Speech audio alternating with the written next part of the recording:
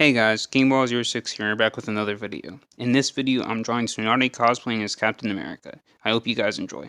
In this video, I will be talking about the process of this specific artwork, my more detailed opinion regarding Tokyo Revengers as I've now finished the current episodes, and any future video plans.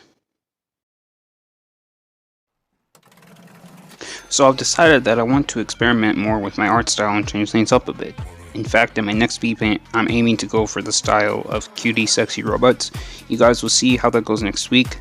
Just as a reminder, the next video will be the female character prompt, as I did the male character prompt in last week's video. Now to get back to this specific artwork. Before I got started on the artwork itself, I gathered a bunch of references. In my past artworks, you guys can clearly see the primary reference that I use is whatever character that I'm drawing. Whether it be Tsunade, my OC, Hontoni Kete, Naruto, Sasuke, Rock Lee, etc. In this video, I have a multitude of different types of references. Obviously, I have the references for Tsunade and Captain America for the sake of the concept, but I have other references to help me branch out a little more.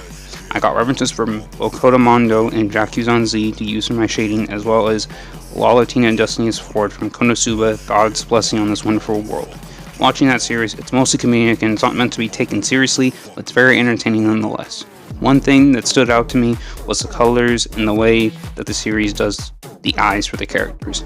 Rather than having black pupils and the eye being whatever color, it's flipped the other way around. Not only that, but the pupils aren't in the typical circular shape you'll see in most anime. This stood out to me watching, and I wanted to experiment with that in this work. I also wanted to change up my style of doing backgrounds, so I got reference from Dragon Ball Super Broly for the rocks, and I'd say at the end of the day it worked out. I'll definitely be experimenting with it more in the future, and this could potentially be another tutorial idea. You guys just let me know what you want to see. Then the other references of the women with their arms up was for me to nail down the pose itself. At that point, I just got to work. This was also an opportunity for me to use the same method of drawing lips that I showcased in the lip practice session video, in which I would make part of it straight. I randomly came up with the idea during the practice session itself, and I decided to keep it going. It might become something that defines my art style. I'm looking forward to any future developments with lips and any other aspect to my art. As I said before, I used references from Jakuzan Z and Kodomondo for the shading. I was getting bored with the way I colored before, so I wanted to try something out and use their shading shapes and enhance my work even more. I also combined that with what I learned from doing the Naruto tournament power transition to make sure the shadows are varied and the line art is didn't look flat. I used similar filters, and now that I'm thinking about it, I forgot to do the line art blur. Dang. Well, hopefully I'll remember that for the next time. Now that I've fully seen Tokyo Revengers, I can give my full take on the series so far. As I said in the last video, I immediately fell in love with the series after the first episode.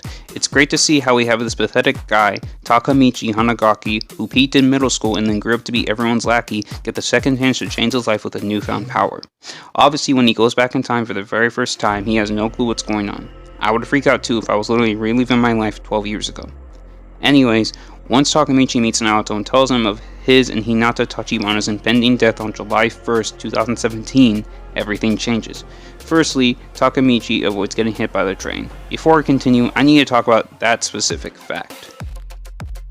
How is Naruto able to save Takamichi? How did Naruto know that Takamichi was about to get hit by the train? From what I recall from the interaction, Takamichi did not mention he was going to get hit by a train in the future. The only thing about the future that he mentioned is that he and Hinata would die. I digress. So Naruto and Takamichi work together to change the past in order to prevent Hinata from dying, but they don't know exactly how to completely stop it. The first general idea is to stop Majiro Sano and Teta Kiseki from meeting. When Takamichi tries to do that, he gets beat up by Kiyomasa when he mentions Sano's name. So then Takamichi decides to change his life and stand up for himself, so he challenges Kiyomasa to a fight. Despite the fact that he's getting absolutely clapped, he won't give up. He tells Kiyomasa that to win, he'll have to kill him.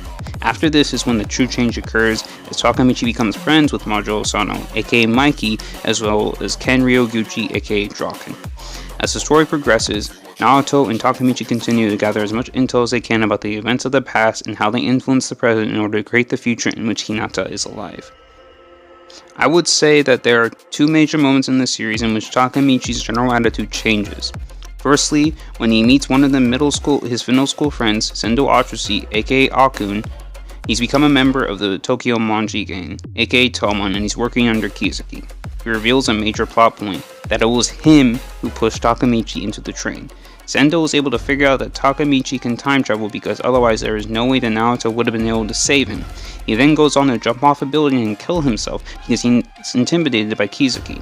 This makes Takemichi understandably depressed, but now he has one more person that he wants to save. After preventing Draken's death, Takemichi goes back to the present and Akun was able to fulfill his dream and become a hairstylist, or at least he's about to do so. As promised, Takemichi will be his first customer. Also, Hinata is alive. Unfortunately, it's not that simple. Kizuki still has a hold on Akun and hence he takes a Hummer and drives straight into Hinata, so this is a present in which Akun and Hinata die, but in a different way. Takemichi is enraged at this, so when he goes back in time, by instinct he punches Kizuki. Takemichi is able to prevent Mikey from killing Kazutora, one of the founding members of Tomon, and when he goes back, it seems like his life has become a lot better. He's no longer working at the DVD store, and he's a Tomon executive. He's got a much better living situation, and he has a lot more money. The only problem is he has no contact with Naruto. Did Naruto die as a result of this change? Then we get to the confrontation with Kizuki.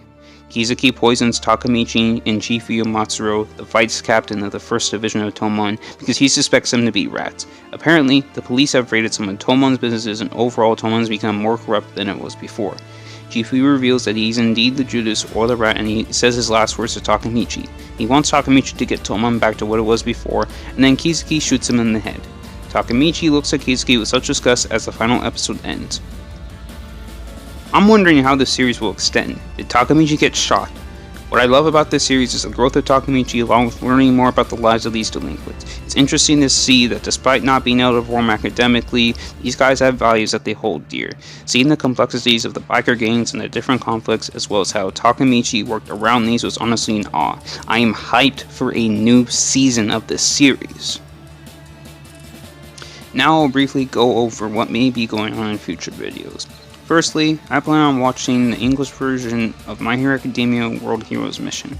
I've watched the other 2 movies and this won't be any different. I might be a little late to the party in this case, but regardless, when I finish it, I will definitely be discussing the movie within the next video. Secondly, I may start a series in which I either draw an OC of mine, and Tony Kete for example, the protagonist of Power Surge, my series that I'm writing that will be surpassing the greatest fictional work in existence, One Piece, in someone else's style. In fact, in my creative ideas document, I have an idea to do the 6 fan arts in specific styles. This means I draw 6 people in someone else's style that's not my own. I'm not sure if I'll commit to it, but if I do, there will be a poll down in the description for you guys to vote on who will be included in that. I'll split up the poll into male and female characters. As for the 6 fan arts, I'll be sure that 3 of them are male and 3 of them are female to keep things even. Lastly, I do want to thank each and every one of you for 300 subscribers. I started my channel back in 2015, so I've been on YouTube for about 7 years now. I'm happy there are that many of you who are fans of my content, and I hope to see you guys in my future videos. Now I ask you and all of you, if any of you are interested in interacting with me, to either post a comment, send me a tweet, or go to my Discord server. All 3 of those things are down in the description of every video. I'd love to get to know each and every one of you, and just know that we aren't done. Let's see how long it takes to get to 400 subscribers. Thank you guys for watching this video. Please be sure to subscribe, turn on notifications, check out my Twitter and Discord, both are in the description. If you want to know what I'm currently doing or thinking about, those 2 places are the best places to go. I will see you guys next time.